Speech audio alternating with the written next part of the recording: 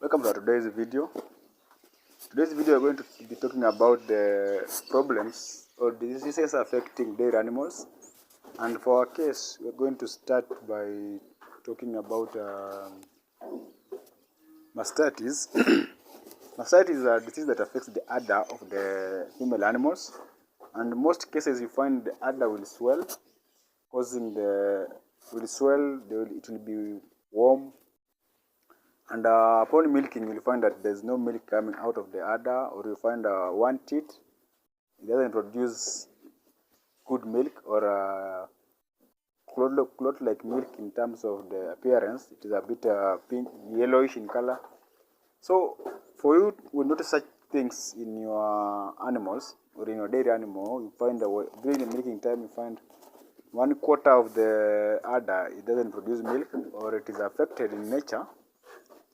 So what you should do is try to get warm water, try to massage it, so as you see if there is any effect or the blockage of the teat. So mastitis affects most dairy animals. This usually happens due to incomplete milking. You find your handler doesn't milk very well the animals. So you find the accumulation of the milk in the udder. You find today he doesn't milk all, tomorrow, the following day.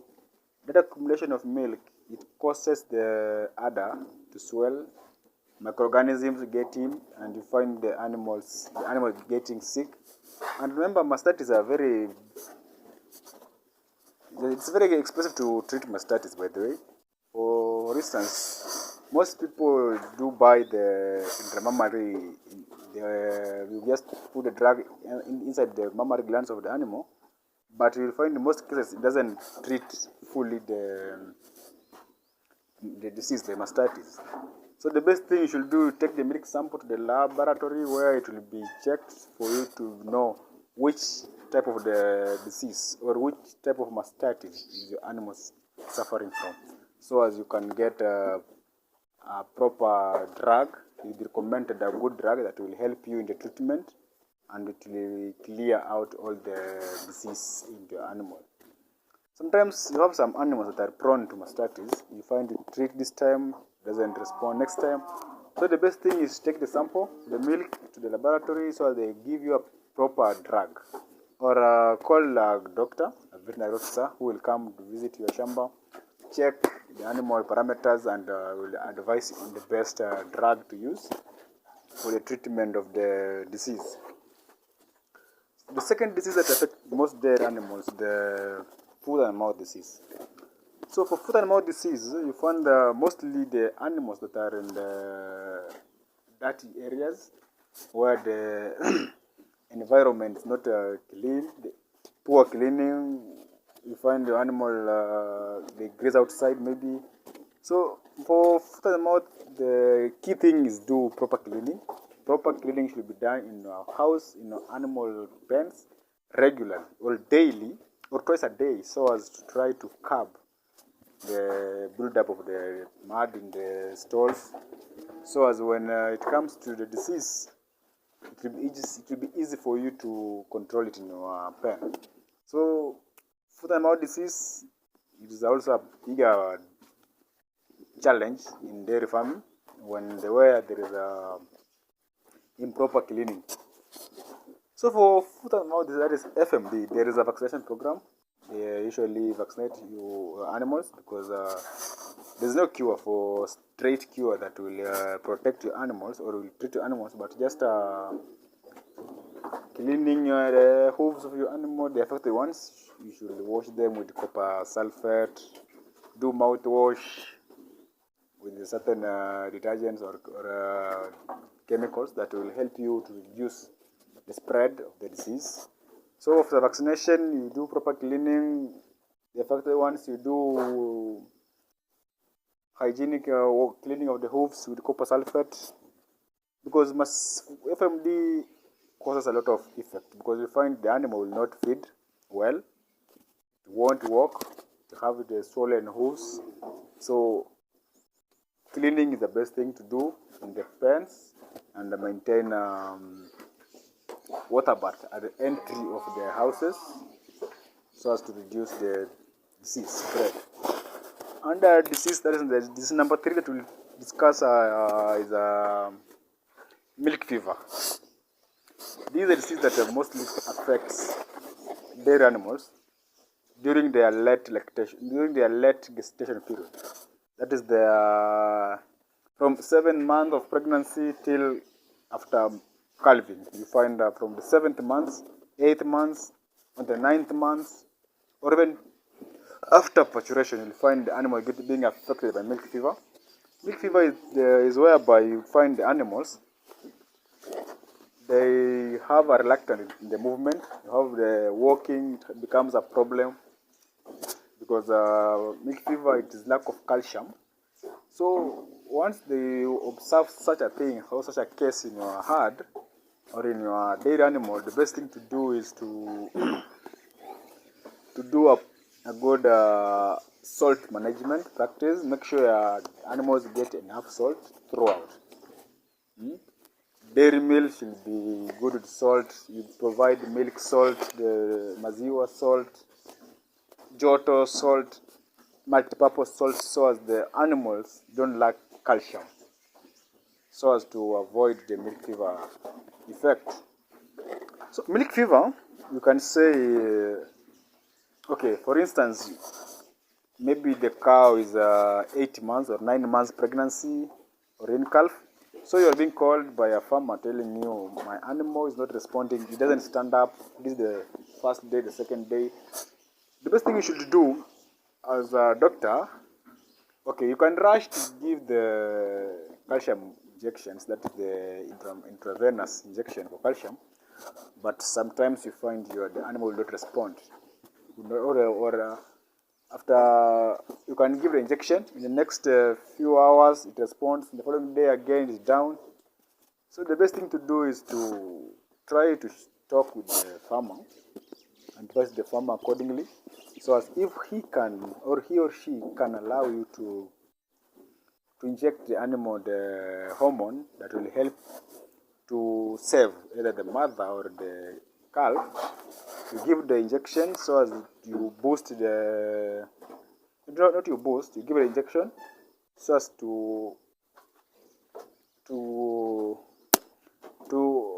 pasturate, that is to give birth the calf via hormones, because the calf is 8 months or 9 months. So, and when you treat, it might not respond to drug. So the best thing to do is to give injection, it calms down. You nurse the baby as you nurse the mother with the calcium injections, so as you save one of the two, because at the end you can end up losing both the calf and the mother. So sometimes you can decide either to sell the animal or to abort the baby. It means that word, to abort the baby and try to care the baby and also to care the animal, so as you don't lose all the group or all the mother and the baby together. So the best thing to do is what? Try to see which area you can help the farmer, so as not to lose all the animals. Another thing that we need to talk about is this retained placenta, that is retained fertile membrane. That is the case where you find that the animal have delivered a good, healthy calf, right? It has parturited a calf, but we find that in the next 24 hours it doesn't, or it haven't released the placenta. So that's another case that needs proper attention, because in most cases the animal can even die if they don't attend it to eat earlier. So most retained placentas, they usually come, or some that are due to age. By the way, you can find an age. Some breeds that are prone to retain afterbirth placentas. But when you do proper management of your animals, you do all the management. There is salt, there is everything in proper care. I think we will try to minimize the risks or the cases of retained afterbirth. So in most cases, what we usually do, assuming your animal has a retained placenta, you can give it an allowance of 2 to 4 days, where now you will come to remove the placenta manually. you call the veterinary officer. He'll come to your farm, tell her how the animal is, that is the history, when it gave birth, how it has been, the placenta is not out. So he will advise you on the way to do. So you'll find that the veterinary officer will get the placenta out after like 2 to 4 days. He'll get the placenta out and give some injections, some drugs, so as to control the microorganism that can be already building up in the uterus. So make sure all these diseases you consult doctor or a veterinary personnel so as to advise you on the best drugs that you will use and the good care for the production, general production of the animals. Another thing that we need to talk about is pneumonia, that is bovine. Let's just call it pneumonia in general, but it is a CBPP. CBPP, that is a contagious bovine. So pneumonia mostly affects the calves, but still calves, they are still under dairy farming. So at the early stage of the life of the dairy animals, we should be well managing, so as not to have risks or to have cases whereby you will find the animal grows up being affected with pneumonia or being with pneumonia all throughout its life. So we should try our best to make sure the areas where these calves or the growing animals are in a clean, dry, and a warm environment, so as to reduce the risks of pneumonia. Pneumonia is a deadly disease, by the way, and it causes a lot of death if you're not early handled. It can lead to too much loss in your shamba. So we should need to control the hygiene. Hygiene of the areas will be clean and respond to drugs as soon as possible, so as to reduce the risks of losing your animals within the time to time.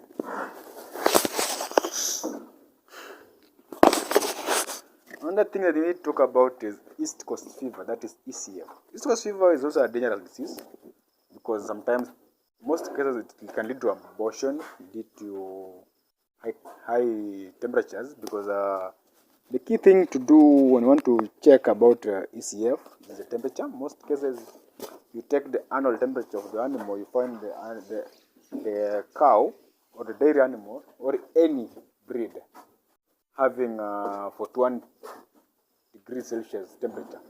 That is a clear case that this is ECF disease, and it needs proper attention. There is vaccination also for ECF, and there is vaccination, but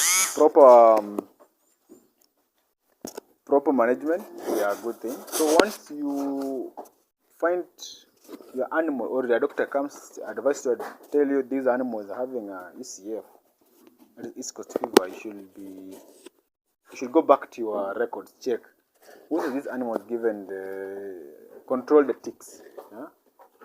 Does the animal have ticks? When you see your animals are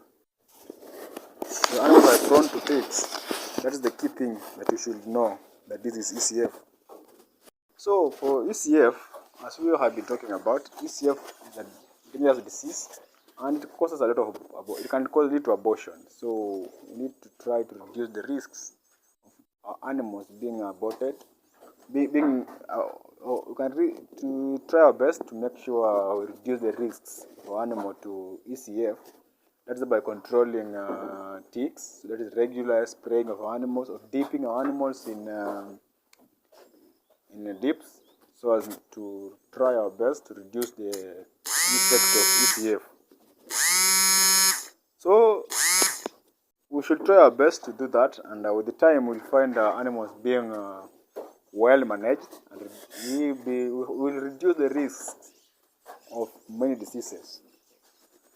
Another disease that we'll talk about is Rift Valley fever. Rift Valley fever is also another dangerous disease, because you will find your animals having high temperatures of around 41.5 to 42 degrees temperatures. That is a high temperature. and mostly these temperatures lead to abortion. Yeah, you find your animal will be more stressed, more heat in the body, and when there is too much of stress, heat in the body, the animal will lose. The temperature balancing is the problem, and this will lead to abortion. Yeah? So we should try our best to control all these things, all these diseases in our dairy animals, so as we find or we try to get better breeds, good management practices, do regular cleaning, regular deworming, spraying of the animals, regular checking. You call your veterinary maybe twice a week or once a week to come observe your animals so as he can advise you if your animals are healthy or not healthy. So with time, you will find that your animals or your farm will be a good farm with good yields. Lastly, let's discuss about anthrax. Anthrax is a zoonotic disease. It is a disease that can affect both animals and human beings, and in most cases can lead to a bigger loss to most animals. If not well attended early, it can lead to a bigger loss. So we should try our best to control all these diseases. We have more diseases, by the way, affecting their animals. Yes, so with the time, everything will be good, and